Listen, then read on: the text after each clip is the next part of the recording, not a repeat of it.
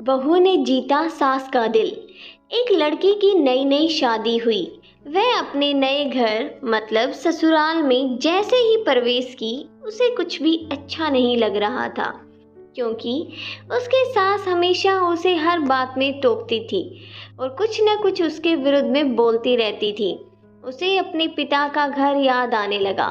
हर पिता के समान उसका पिता भी उससे बहुत प्रेम करता था।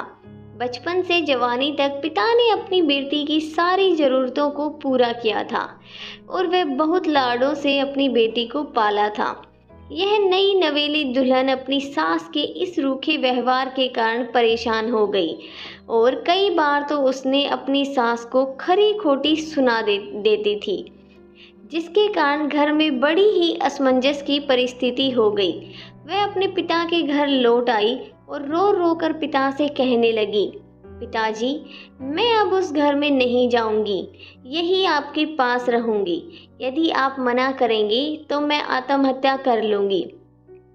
पिता समझदार थे। पिता ने बेटी को 2 दिन के बाद कहा, बेटी, यदि मैं तुमसे एक बार जैसा कहूँ, क्या तू करने को तैयार है? यदि तू उसके बाद भी कहेगी कि तू इस घर में मेरे साथ रहना चाहती है तो कोई बात नहीं।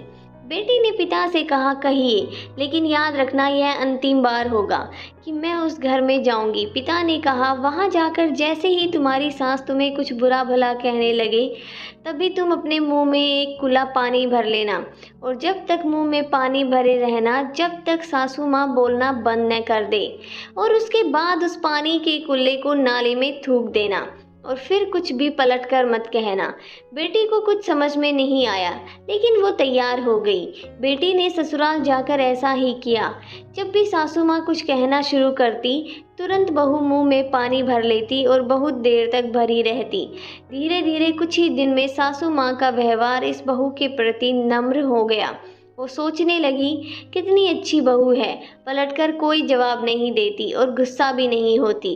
अब वो उस बहू को बेटी कहने लगी और उसकी तारीफ करने लगी। कुछ दिन में सासू माँ का प्रेम भरा व्यवहार देखकर बहू भी अपनी सासू माँ को माँ के जैसा प्रेम करने लगी और दोनों खूब बातें करती, साथ साथ घूमने और मार्केट खरीदारी करने जाती।